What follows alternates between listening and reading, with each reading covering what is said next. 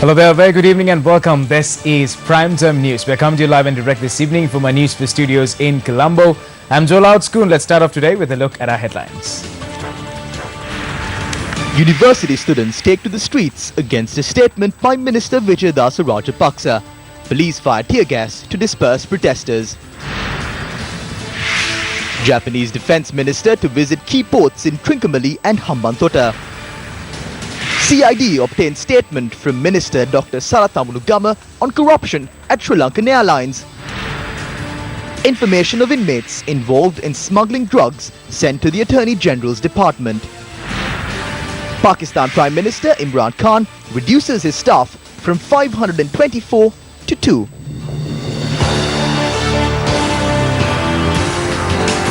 Starting off with our top story this evening. Now, visiting Japanese Defence Minister Itsunori Onodera called on President Maithripala Sirisena this morning. The Defence Minister arrived in Sri Lanka last night on a two-day official visit.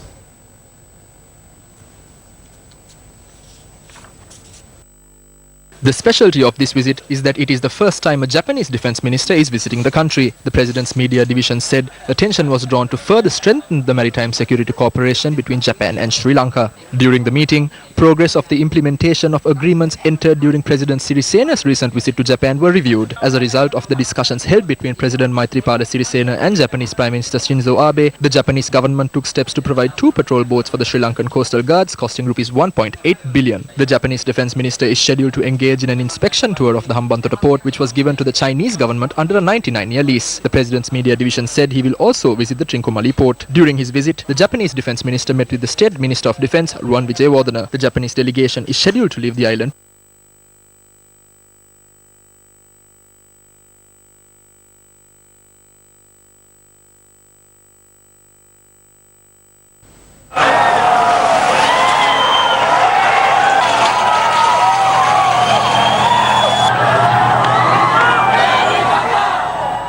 The protest was organized by the Inter-University Students' Federation against the suspension of a number of students studying at the Southeastern University and a statement made by Minister Vijayadasa Rajapaksa. The protesters marched to Town Hall.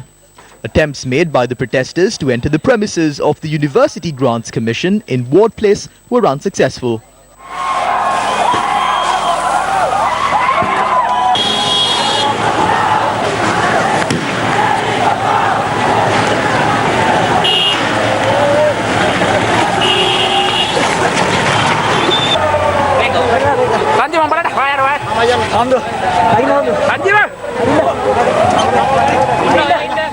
Police then fired tear gas and water cannons to disperse the crowd. Although the protesters dispersed, they gathered at Town Hall again.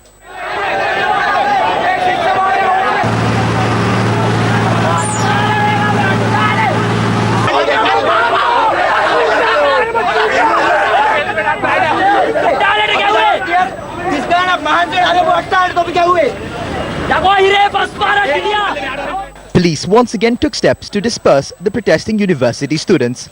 However, even after water cannons and tear gas was used twice, the protesters continued to remain at Town Hall.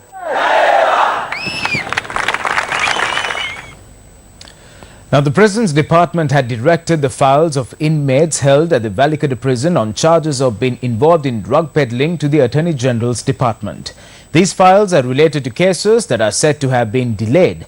Meanwhile, Minister of Justice and Prison Reforms Thalatha Koral expressed these views following an event held today.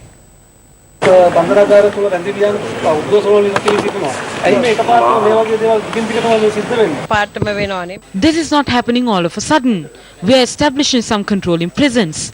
We as a government have been compelled to take a decision on those who are smuggling drugs in prisons, which is said to have been taking place for the past 42 years. We have received information that drugs are being supplied from the outside to the location where the female inmates are being held. We had to make a number of decisions regarding this. We had to take a decision on the officials who were there. There are some who sit atop roofs and shout for no reason. There are those who come and go as a habit. It was only recently that they started talking about delays in their cases. සියම්ම නඩු ප්‍රමාදය ගැන කතා කරන්නේ. මෙච්චර දැනුම් දීමකින් තොරව මේ රැඳවියන් මාරු කිරීම සම්බන්ධව තමයි ප්‍රශ්න ඇතිලා තියෙන කියලා කියනවා. රැඳවිය As the Minister of Prisons, I am empowered by the Act to transfer my inmate to any prison in the country. There are transfers that will be made in the future. There is nothing that anyone can do about it. We are committed to do the right thing. If someone is addicted to these things and are continuing them in prison, they too will be changed. නිරන්තරයෙන්ම ඉතුරු ටිකත් මාරු කරනවා. The minister made these comments at the opening of the new court complex of the first permanent High Court with a 3-judge bench to hear cases of large-scale fraud and corruption. Approval has been granted for the establishment of 3 permanent High Courts comprising of a 3-judge bench. This is the first High Court complex of the 3.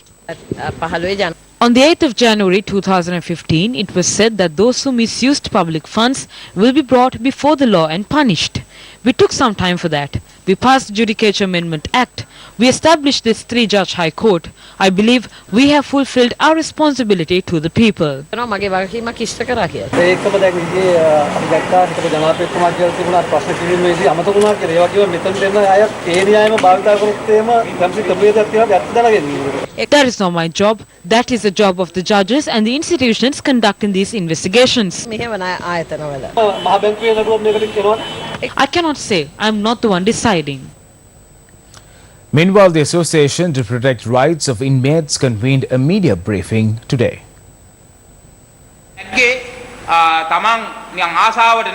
They climbed the top of the roof not because they liked it or for something else. They did it to win their rights, to demand these rights from the officials and those in power. Because we know that currently the government is taking steps to punish all inmates, saying that drugs are being smuggled inside the prison. We would like to ask if the government prisons manufacture drugs. How do these drugs come into prisons? It is the top-level officers who bring in these drugs. That is the truth. We know very well what the results are when parliamentarians and ministers steal and are sent to prison. They are not in prison, they are at the prison hospital. So they don't know the injustice that the prison inmates have to face. There are issues with sanitation, and I am ashamed to say each person is only given 1 pad and 1 packet of rice per visit. When we come for cases, let's say I come with 4 of my family members, the visit is put only for 1 person.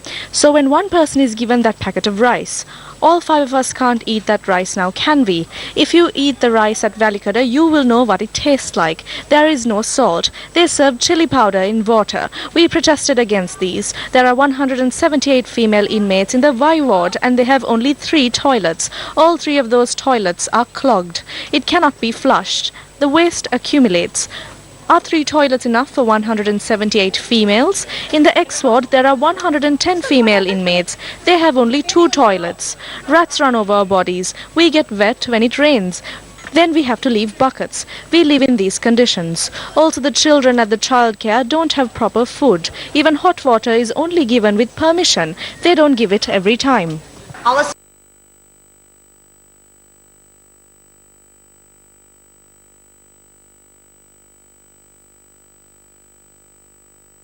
Government has decided not to construct any large-scale power plants at its cost in the future. State Minister of Power and Renewable Energy Ajit P. Pereira spoke about the matter after an event in Colombo.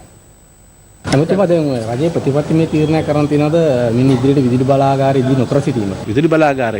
will construct power plants with government investments. We will not construct power plants to be owned by the government. This is not a new policy. It has been a long time since we reached that decision. The last power plant that we are constructing in this manner is the 100 megawatt wind power plant in Mana. After constructing that power plant, we will not use funds of the government to construct any more. The power plants that are constructed in the future will be partnerships between the CEB and the private sector. We will provide the opportunity to the private sector through a tender process and we will purchase the power at the least cost. We hope to produce power through a competitive system rather than purchasing it at a racket system or based on friendships. Though the minister says power will not be purchased based on friendships and personal affiliations, Newsfirst, time and time again with documentation proved that this does take place. What is most amusing is that the CEB had re-entered into an agreement to purchase electricity for 5.4 billion rupees at a time when it can be purchased for a mere 2.3 billion rupees from the AS Ambilipitia private power station. The CEB has to make an annual payment of 50 million rupees to the Public Utilities Commission of Sri Lanka as a regulatory fee. However, questions has been raised as to why a letter was issued stating that the Director General of the PUCSL must be removed if the payments are to be done. Many question the Minister as to if there are attempts being made to remove the Chief of the PUCSL, who is there to protect the consumer rights, because he is an obstacle for the active cronism. Are these individuals attempting to generate undue profits from their associated private companies under the guise of meeting the national energy requirement by putting a stop to the construction of large power plants in the future? Or is it to further strengthen the electricity mafia in the country? Though promises were made to provide electricity at a low cost, haven't the people been made helpless at present? For your attention. Welcome back to the news. On to headline-making news this evening. Minister of Science, Technology and Research, Dr. Sarath Amunugama, provided a statement to the Criminal Investigations Department unit attached to the Presidential Commission of Inquiry investigating Sri Lankan Airlines, Sri Lankan Catering and Mihin Lanka Private Limited. Speaking to reporters afterwards, the minister said he provided a statement on the incident where a flight from Kuala Lumpur to Singapore was diverted back in 2014.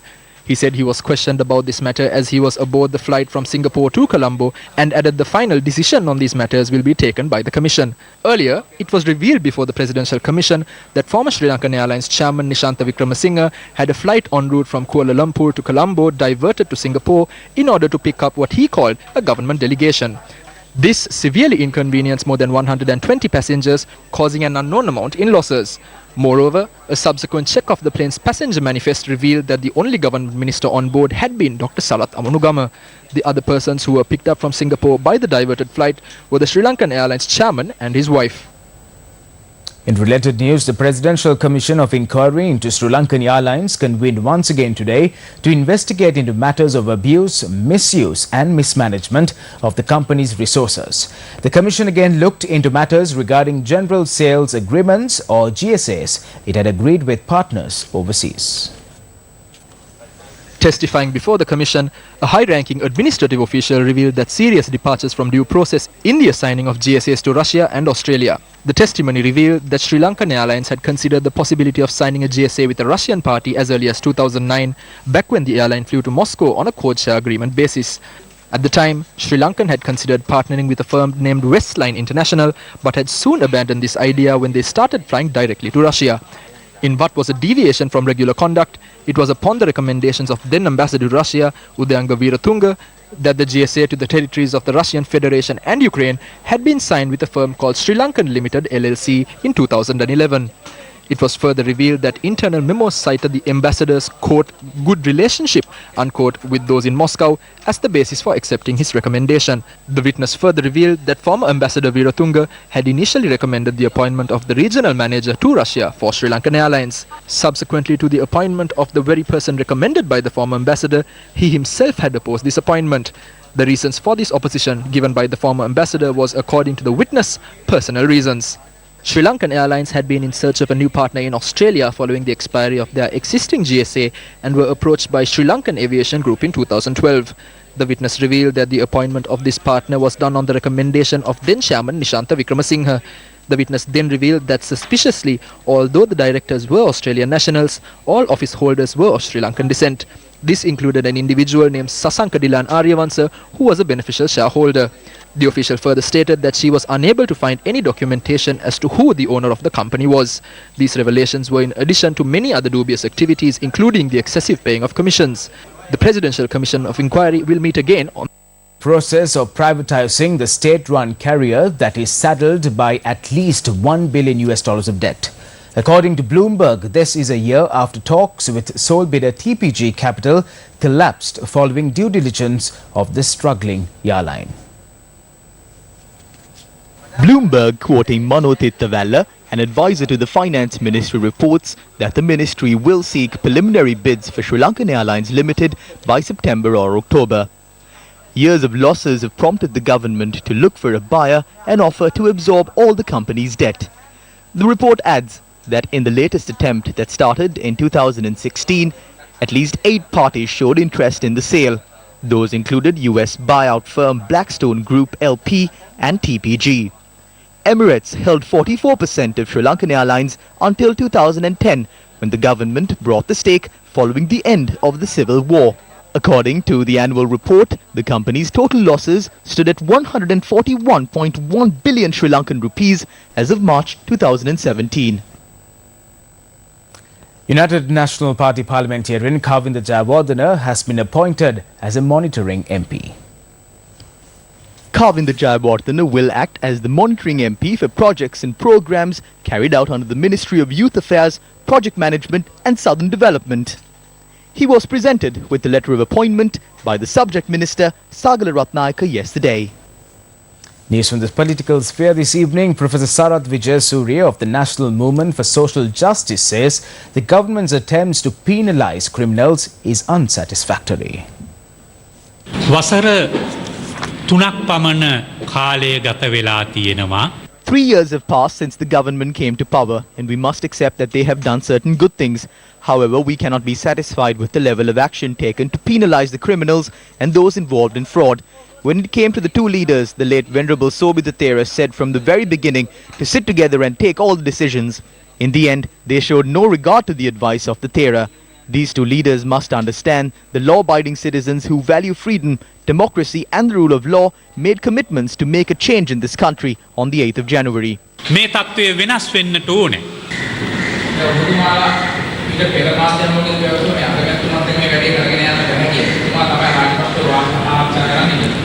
අග්‍රාමාත්‍යවරයා සම්බන්ධව I have made extensive criticism about the Prime Minister. The first thing he did after the presidential election, he called on Mahinda Rajapaksa with Tirunadesan. Then he intervened in the investigations relating to Shuranti Rajapaksa. Then when the authorities were preparing to make arrests following investigations, his minister in charge of law and order prevented those arrests. These are the actions committed by the Prime Minister against the people's mandate. We do not approve this at any cost. He appointed close associates to top positions and caused issues. The 2015 mandate was for President Maithripala Sirisena. He remains the leader of the government. The decisions taken by both leaders cannot differ. Professor Sarath Vijayasuriya also commented on the investigations relating to the bond scam. We are drafting a document with the stewardship of Attorney-at-Law Upul Jayasuriya. The bond scam is not the only scam. Another serious crime was committed from the bond scam and no one speaks about it. A commission must be appointed to investigate it. මේ කිසි කෙනෙක් කතා නොකරන වංචාවක්. මේක සම්බන්ධවත් commission එක. Chandra Theodore Rajapaksa, younger brother of former President Mahinda Rajapaksa, passed away this morning.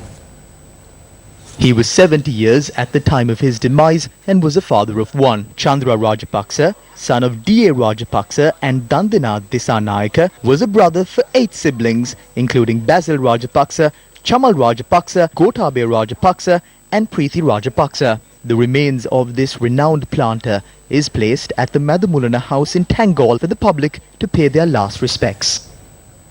Still in local news this evening, Northwestern Provincial Council and President of the All Ceylon Agrarian Services Union, Naumal Karunaratne, looked into the issues faced by pepper farmers in Vasanagama locality in Kamdekate, Badulla. Pepper farmers have cultivated over 3 acres in the Vasanagama area. Farmers are deeply worried about the assistance afforded by the authorities in developing their pepper cultivation. ගම්මිස් පිටි අමරලා ඕක මරලා බල්ලට කන්න දෙන්න මං කියන්නේ එච්චර ඔය දයාගමගේ මිකීගෙන මිනිහා කඩේට ලස්ස දෙකයි සමුද්‍ර බැංකුවට ලස්සයයි එනක එතකොට මේ රත්තරන් බඩුවල ලස්ස 7ක් විතර තියෙනවා. The minister promised that in public. ඔය රාණේනේ Yes, him. ඕක පළවෙනියා ගෙන්න එන්නට කල්පම් ගලලා මේව කවුද ලංකාවට එව්වේ කියන්නේ මේ ගම්මානෙට ගෙනාව කවුද කියන්නේ මේවා කැලේ හැදුණු දේවල් නෙවෙයි මේවා ගෙනාවේ අපේ තාත්ති ගමට ගෙනාවේ තාත්ති. The Prime Minister said that this wild pepper can be offered at any price.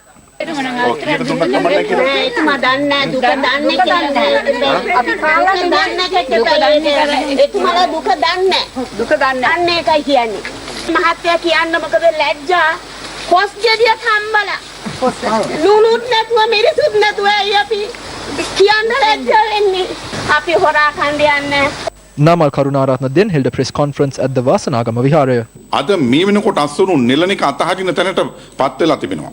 As of today, they have almost let go of harvesting. Produce from the last season is still stored in houses. 2 years ago, there were times when a kilo of dry pepper went up to 2,000 rupees. There were times when raw pepper was more than 5 or 600 rupees. We would clearly like to say that we have had discussions with members in the government. Low quality pepper is being brought into the country and will celebrate Hajj festival in Sri Lanka tomorrow. Muslims across the world are also celebrating the festival of Eid al-Adha, which coincides with the final rites of the Hajj in Saudi Arabia. Eid al-Adha, which in Arabic literally means festival of the sacrifice, commemorates the story of the Muslim prophet Ibrahim's test of faith. In the village of Mina, near the Muslim holy city of Mecca, it marks the day millions of pilgrims perform the symbolic stoning of the devil. The 5-day-long Hajj is a series of rituals meant to cleanse the soul of sins and instill a sense of equality and brotherhood among the Muslims. Well, as we wrap the news this evening, here's a reminder that you would keep abreast of the latest and trending stories on our award-winning website, that is www.newsfirst.lk. We'll leave you tonight with illustrated news by cartoonist Asankala Reddy. Take care. Good night.